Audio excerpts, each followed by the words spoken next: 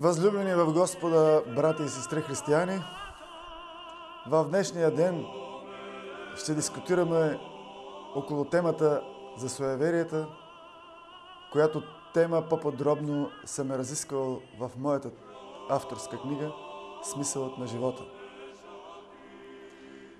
Колкото повече човечеството се отдалечава от божествените истини, толкова повече суеверията навлизат в бита на хората. Суеверията се срещат и при религиозни хора, които не са просветени достатъчно. Някои се боят от петък, 13. Те смятат, че този ден и дата носят нещастие. А трябва да се знае, че всички дни и дати са прекрасни и Бог ни подкрепя винаги, защото времето е Негово творение. Мнозина очакват да намерят четирилистна детелина, която детелинка също да им намери щастие. Други хвърлят подкови за здраве.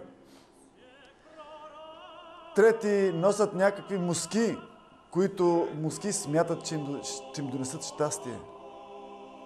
Но, брати и сестри, трябва да се знае, че единствено и само носенето на светият кръст на гърдите до сърцето на човека, само светият кръст носи щастие на човека и го предпазва от злини и болести. Независимо какви артикули слагаме по тялото си, ние трябва да ги ползваме единствено и само като украшение, но не и като някакъв предмет, на който ние се надяваме, че той ще ни донесе щастие.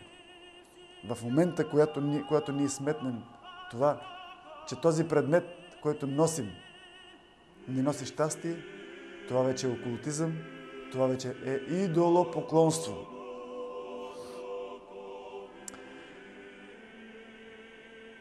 В много случаи ние виждаме как хората заблудени търсят и еднаквите числа.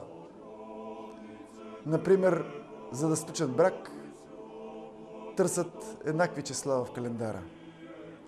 Като че ли бездушното число ще донесе щастието. Трябва да се знае, че всички числа и дни са божествени. И ние трябва да се задълбочим повече на нашите взаимоотношения между мъж и жена, отколкото да се стремим на всяка цена да гоним някакви числа и еднакви числа и дати, за да сключим било църковен, било граждански брак.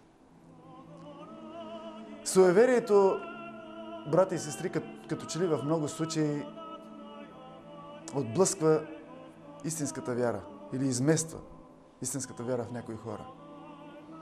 И заради това бих искал да кажа един случай. Един свещеник пътувал в един влак и в този момент в купето влязал един студент. Интересно било на студента да беседва с свещеника, но като че ли той искал да провокира повече така някакъв разговор с него.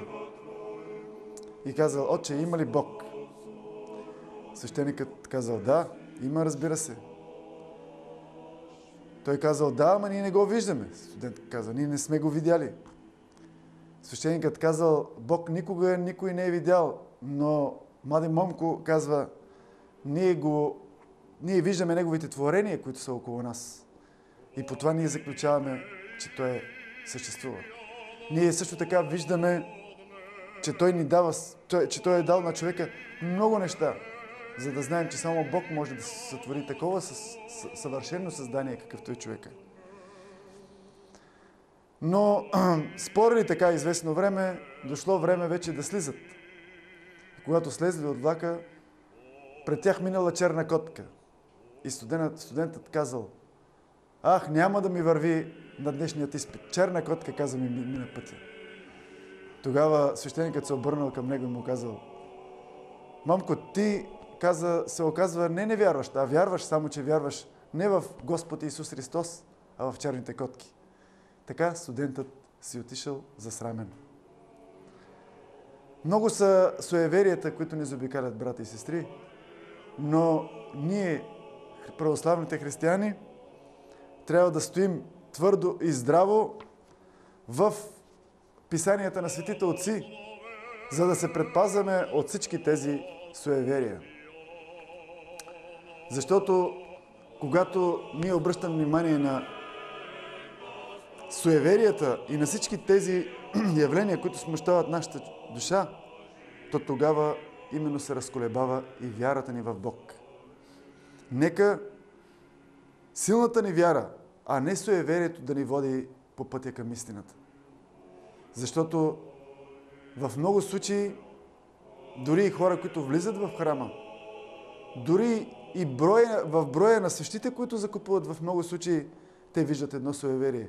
Би трябвало да са 4, би трябвало да седи колко си. Те разсъждават, че нечетно, четно и така нататък числа, което абсолютно не е вярно. Взимате колкото имате възможност и разбира се колко са членовете на вашето семейство. Много са примерите,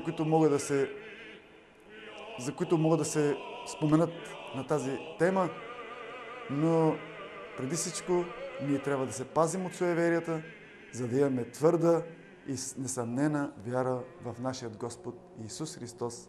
Амин.